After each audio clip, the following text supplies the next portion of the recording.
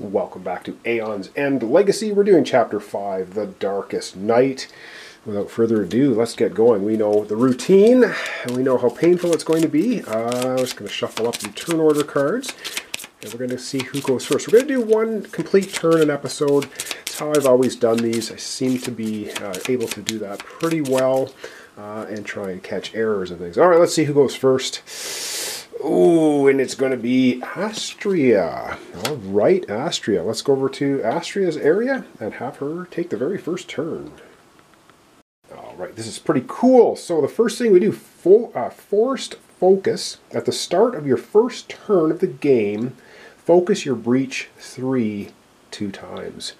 Once, we'll put it here, and twice is going to open it. She has 2 open breaches right off the start. This is excellent. Of course, no spells in any breaches yet. It's first turn. So we're going to take a look at her hand, and we're going to see what it is she's going to do. So she has her Lifebringer. It's a gem. She gains an ether. If you have 3 or more open breaches, she has 2. You can gain a life, and you may place a different gem you played on top of your deck. I'm not sure we're going to bother doing that because we're just going to be playing our basic gems. So she has a spark spell. She might as well go ahead and put the spark spell in open breach 1. It doesn't really matter. She has 3 crystals plus this one for 4, and she could put this back on top of her deck, but I don't think we're going to bother doing that. No, I don't think we're going to. So she's got 4 ether. So for 4 ether, what does she want to get? She has the options of getting a couple of good crystals, or then she can get the Neural Wreath, Force Transfusion, Entangled Shard, any of the crystals. I'm going to turn the camera off and I do a little thinking about this for her, and then we're going to come right back and see what she's going to purchase for 4 ether. Alright, for 4 ether, I think it's a pretty good idea for her to get this one, costing 4, Phased Portal. I gain 2 ether.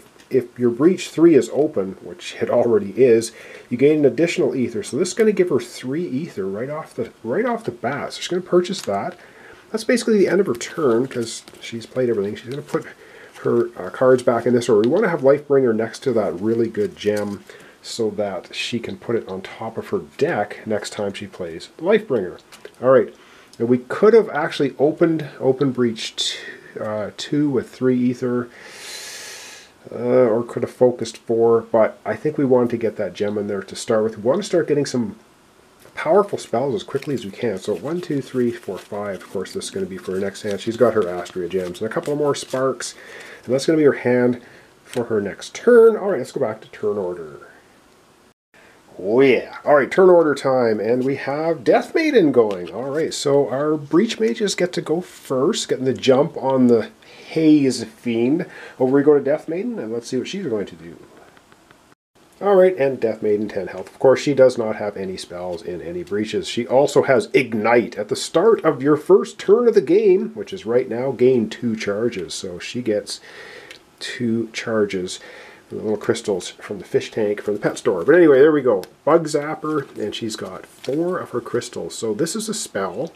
And it's deal a damage to a minion and gain a charge. So she's going to prep that into her open breach 1. Now she's got 4 ether remaining, and I think with her 4 ether, I think what she is going to get is she's going to go ahead and get this lovely relic, the Neural Wreath, because it's focus any player's breach, and any player can prep a spell in hand, which is really a great thing to have early on to get all of our breaches open. So she's going to get that, or she's going to discard her cards, drop 5 new ones, 2, 3, 4, 5, and she has her Death Maiden crystals and 1 spark. So she's got to pump up her hand quick. Of course, this is her first turn of the game, so we can't really do a whole lot. All right, that's the Undeath Maiden's turn. Back to turn order we go. I don't know why, but this game always fills me with dread, especially the Aeon, or the Legacy version. So here we go. Oh, goodness. And yeah, the Nemesis. I mean, he's got to go, right, twice in a turn. All right, so Nemesis, it's first card. We would look at any cards he has in play. This is his first turn, so he has nothing. Do we want to even look at this? Debilitating Impact. Power 3. Gravehole suffers 3 damage. The player with the most expensive spell in hand degrades that card. Oh, spell in hand. Oh boy. Yep. Oh yeah. And we're going to put a 3 on that because it has 3 power. And there's no way to stop that from happening. It's just going to happen. Oh great. Alright, back to turn order. That was the Nemesis turn. And Astria going to go again. Boy, I wish we could get rid of that. And there's just... Alright, over we go to Astria. Alright, Astria's turn. She, of course, has a spark spell. She's going to cast it off. Woohoo! First blood on the Nemesis. He's going to go from 75 health all the way down to 74. Yep, we took a little bit of dust off his shoulder with that shot. Okay, and Astria now has 2 spark spells and 3 crystals. So she's going to, of course, just go ahead and put the 2 spark spells in her open breeches. And with 3 ether, I think this may be insane, but I think we're just going to go ahead and open. We're going to go ahead and open her breach too. Just open it right up. Now she's got 3 open breaches. And why I wanted to do that is because when she plays Lifebringer, we can heal one. She can heal a hit point. So that's good. So that's very quickly the end of her turn. I'm going to flip her cards over, and of course we know what's down there. 1, 2, 3, 4, 5. This is going to be for the next episode because she's gone twice now.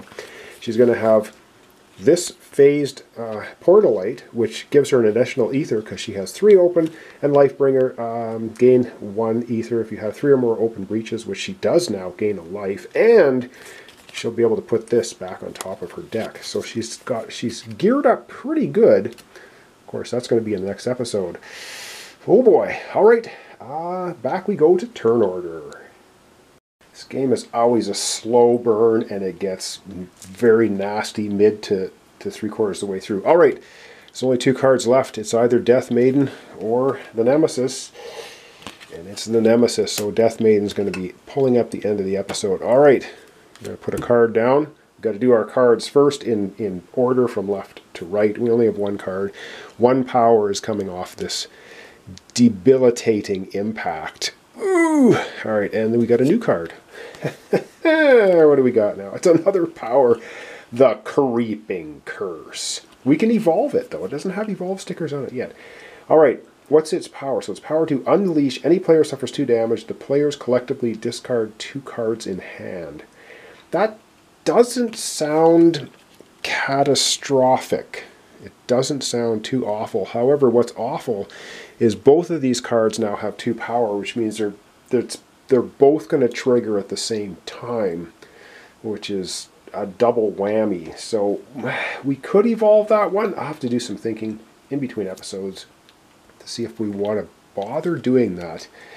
And then again, next turn, if the Nemesis goes twice in a row, can't do anything about it anyway. All right, up last for our episode today, Death Maiden. All right, let's go down to Death Maiden. Have her take her turn.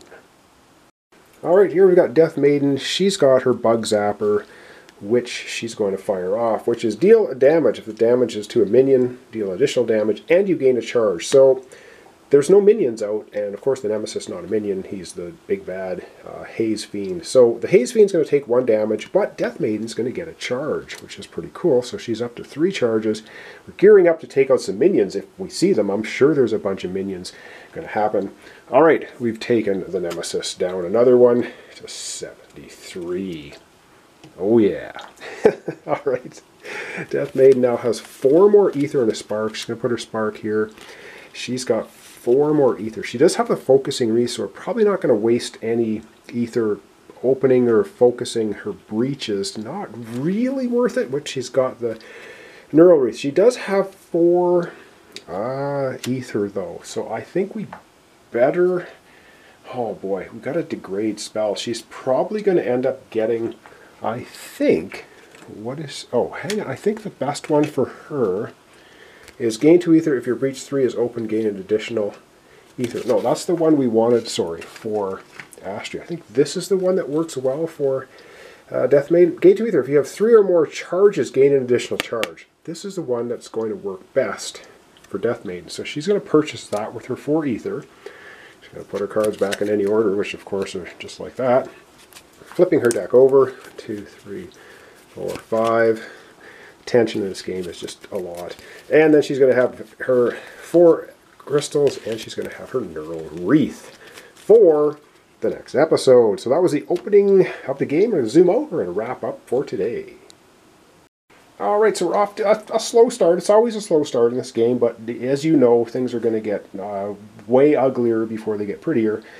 So we've got 3 charges on Death Maiden already. She's got the card that's going to allow her to add charges. Excellent. And Astria's got her awesome gem card with the 3 open breaches. And she's got 3 open breaches already. Cool. The Nemesis here has a couple of powers out, which I don't like either of them, but what are you going to do? And yeah, I always chat over the end of the episode. We'll do a little bit of shuffling here. So that's going to be it for today. Like I said, trying to get these episodes up once a day.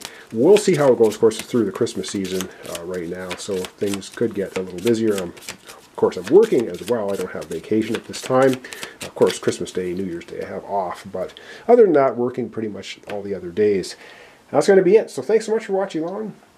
Thanks for your comments, subscriptions, likes. This is Aeons and Legacy. We're doing Chapter 5, The Darkest Night.